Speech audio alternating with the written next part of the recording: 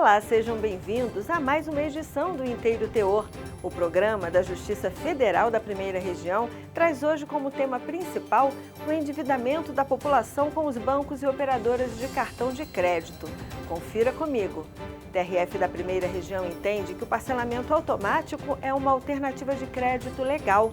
TRF1 conclui que houve negligência de empresa na proteção à saúde e à integridade física de trabalhador vítima de acidente. No IT Entrevista, saiba mais sobre os riscos do consumidor ao usar o rotativo do cartão de crédito. É a partir de agora. Vem comigo!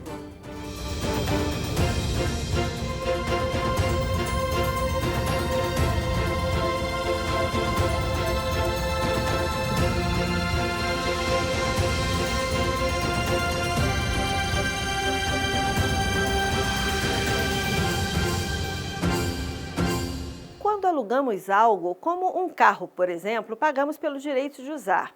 O mesmo acontece quando pegamos dinheiro emprestado, mesmo que seja na forma de rotativo do cartão. Nesse caso, apesar de não chamarmos de empréstimo, os juros do cartão de crédito representam o valor que as empresas de cartão cobram pelo dinheiro emprestado. Na verdade, na maioria das vezes, somente são cobrados juros se você não paga a fatura integralmente. Nesse caso, a administradora do cartão de crédito cobra juros sobre o saldo não pago e adiciona essa cobrança aos gastos. Ou seja, se você não paga o saldo total, no mês seguinte acaba pagando juros sobre os seus juros. É assim que as dívidas com os cartões de crédito acabam crescendo rapidamente e, às vezes, fogem do controle. Saiba mais sobre esse tema com William Nascimento.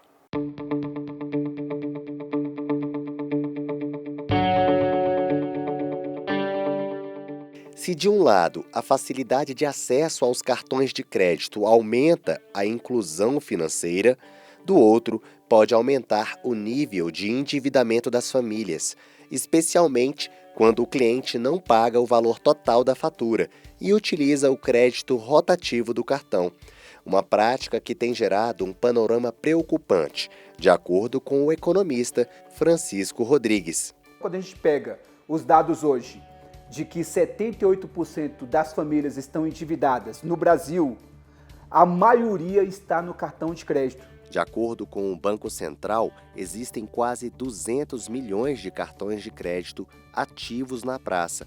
O levantamento divulgado em maio revelou que apenas no primeiro semestre de 2022, quase 85 milhões desses clientes possuíam algum saldo devedor, que se torna uma modalidade de empréstimo, mais conhecida como rotativo do cartão de crédito, com juros que podem ultrapassar a marca de 440% ao ano. Ainda segundo o Bacen, essa é uma das operações de crédito com maiores taxas de inadimplência e de custo no mercado. Para a recepcionista Rosana Alves, o rotativo do cartão ou o parcelamento automático da fatura são verdadeiras armadilhas para o consumidor. Os juros vêm abusivos, né? E já aconteceu isso muito comigo. Meu nome já desceu para o SPC por conta disso. A gente paga a conta, paga e continua aumentando cada vez mais e a gente só está pagando juros e no final não quita a dívida. No caso de inadimplência, além de cobrar os juros do crédito rotativo que incidem sobre a fatura, toda vez que o cliente não quita o seu valor total, o banco pode optar pelo parcelamento automático.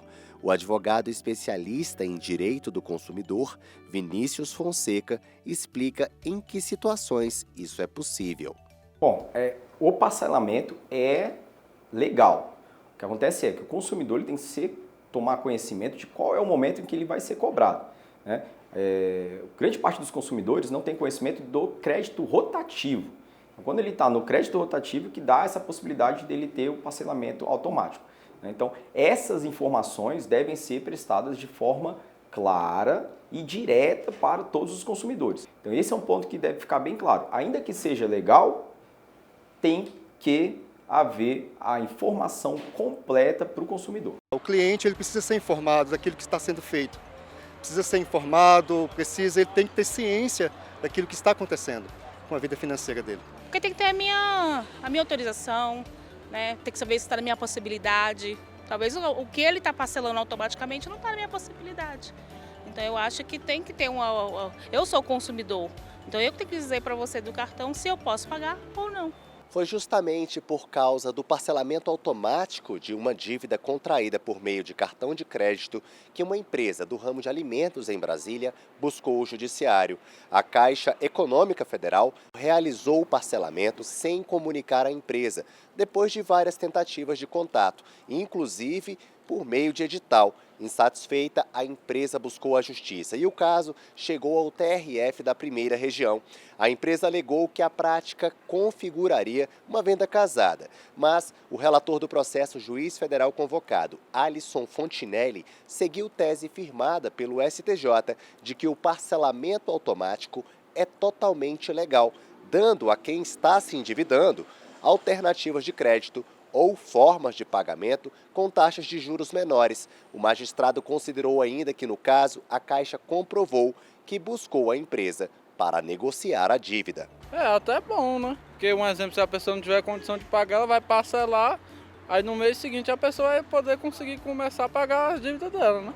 Para o consumidor, o que é mais interessante é ele estar bem informado a todos os instantes. O economista Francisco Rodrigues dá algumas dicas para evitar que o consumidor venha usar o rotativo do cartão de crédito. A gente recomenda, sim, planejamento, fazer leitura sobre educação financeira, pesquisar o Banco Central do Brasil, pesquisar o YouTube, pesquisar os influencers de educação financeira, e isso não tem uma grande dificuldade, é simplesmente você decidir viver melhor e se apropriar do ABCD da educação financeira, que é focar na alimentação, focar no básico, contornar todas as contas possíveis, eliminar o desnecessário e também eliminar todo e qualquer tipo de desperdício.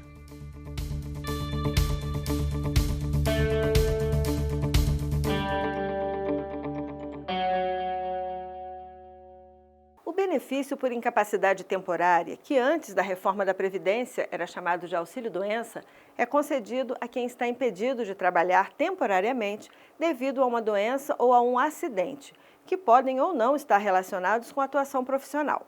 Por conta dessa diferença, existem dois tipos de benefício: o auxílio-doença previdenciário, para quem sofreu uma doença ou acidente sem relação com o trabalho, e o auxílio-doença acidentário, pago a quem sofreu acidente de trabalho ou doença profissional. Nesse caso, o empregador, além de cobrir os primeiros 15 dias de afastamento, é obrigado a depositar o FGTS durante o período de afastamento e garantir ao trabalhador estabilidade no emprego por 12 meses após o retorno à atividade normal. E ainda, se ficar comprovado que se trata de um caso de negligência da empresa com as normas de segurança e de higiene no trabalho, a Previdência Social pode propor uma ação regressiva contra os empregadores, para que os cofres públicos sejam ressarcidos das despesas com as prestações sociais pagas em decorrência do acidente de trabalho ocorrido por culpa da empresa, como no caso que Lincoln Freitas conta agora.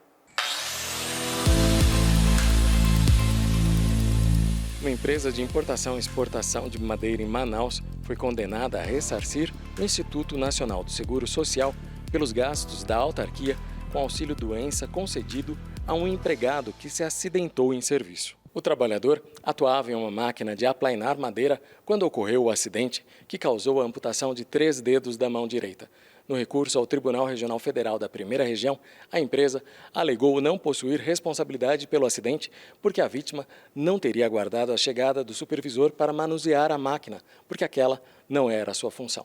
Assim, solicitou a reforma parcial da sentença para que fosse declarada a culpa exclusiva da vítima ou que a culpa fosse dividida, como explica a advogada Ana Tibério. Ela utiliza a tese para o pagamento em caso de culpa concorrente, o que quer dizer, o autor e o réu têm a indenização, porém isso não foi comprovado no processo porque os equipamentos é obrigatório ser entregue pelo empregador. Para decidir, o relator do caso no TRF1, desembargador federal Rafael Paulo, considerou informações constantes do laudo do Ministério do Trabalho e Emprego de que os avisos de segurança e o manual de operação da máquina estavam em língua estrangeira, sem tradução.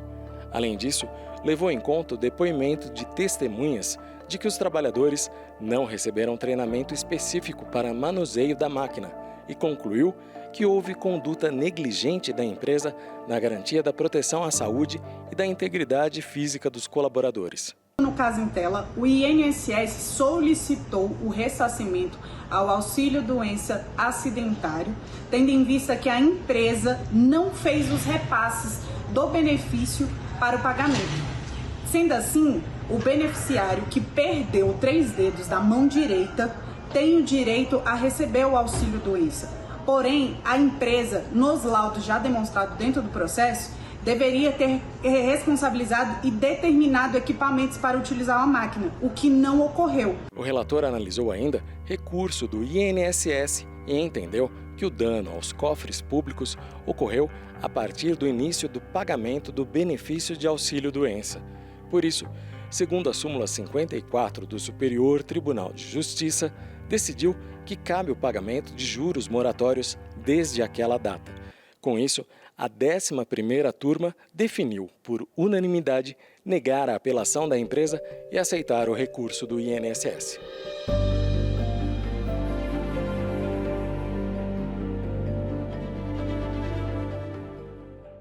Agora, no IT Entrevista, o economista Francisco Rodrigues fala sobre os riscos do consumidor ao utilizar o rotativo do cartão de crédito.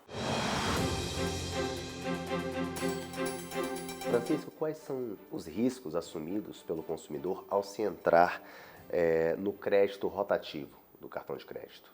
Os riscos são entender de que o cartão de crédito é um dinheiro de plástico e a ideia da inconsciência financeira, ou seja, por você gastar sem planejamento, por você não acompanhar as decisões de gastos, você vai entrar o quê?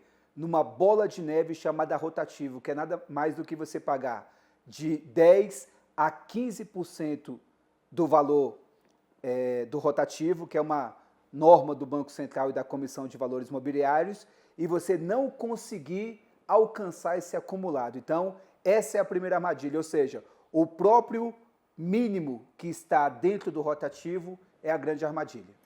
O que fazer para evitar essa modalidade de financiamento? Ele tem que fazer o ABCD da educação financeira, ou seja, hoje ele tem que focar a alimentação, o básico, que são aquelas contas de água e luz, aluguel, condomínio e financiamento. Ele tem que contornar tudo o que for necessário para gastar menos ou poupar um pouco mais e eliminar aquilo que é desnecessário. Então, às vezes, eu estou o quê? Consumindo coisas demais, tenho cartões demais, estou comprando demais, estou desperdiçando demais, estou fazendo pacotes de internet, estou fazendo pacote de academia e eu não estou usando esse pacote. Então, esse é o caminho inicial, fazer um diagnóstico e acompanhar semanalmente, quinzenalmente, mensalmente todos os gastos e fazer compras conscientes com a intenção de fato de pagar e conseguir pagar. Agora, uma vez dentro do rotativo, o que fazer para sair dele? Aí é uma situação grave que a gente chama de UTI financeira, né? Então tem muitas pessoas que já estão entubadas financeiramente, estão desesperadas, algumas procuram pegar outros empréstimos com taxas menores para resolver essa questão, pode ser uma solução. Então, o que eu oriento como consultor? Eu oriento que você não pague o mínimo da fatura, que você acompanhe as próximas faturas e pare de gastar nesse cartão. Ter 2 ou mais cartões de crédito é uma boa opção?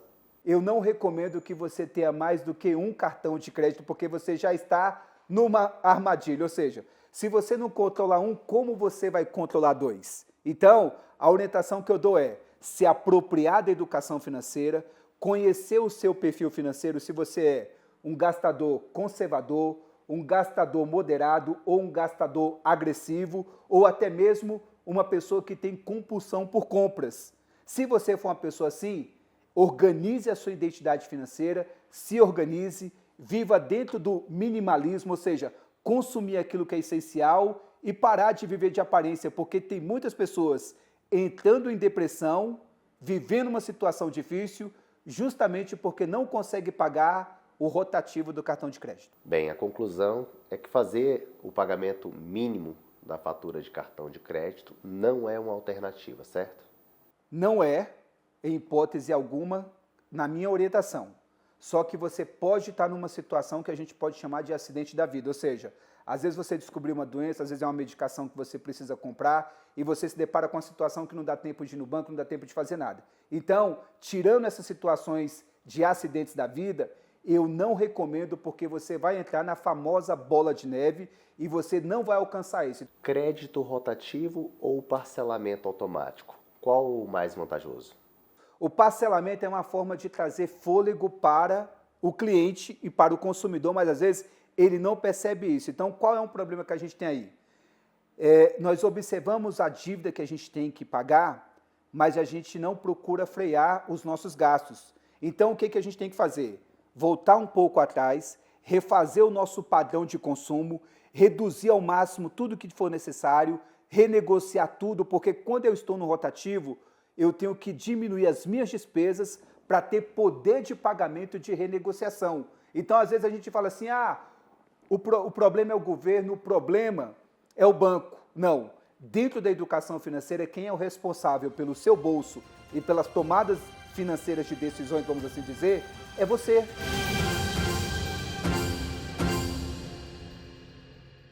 Por hora, vamos ficando por aqui, mas você pode continuar acompanhando as novidades do TRF1 nas redes sociais, YouTube, Facebook e Instagram. E na semana que vem eu estou de volta com mais uma edição do Inteiro Teor. Até a próxima! Tchau!